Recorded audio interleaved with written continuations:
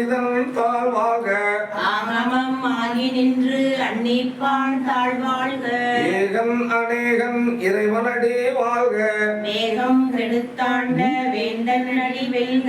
பிறப்பருக்கும் பிஞ்சகண்டன் பெய்கடல்கள் வெல்க பரத்தாக்கு சேயோண்டன் பூங்கடல்கள் வெல்க கரங்குவிவார் உள்மகிழும் கோண்கடல்கள் வெல்க சிறங்குவிவார் ஓங்குவிக்கும் சீரோன் கடல் வெல்க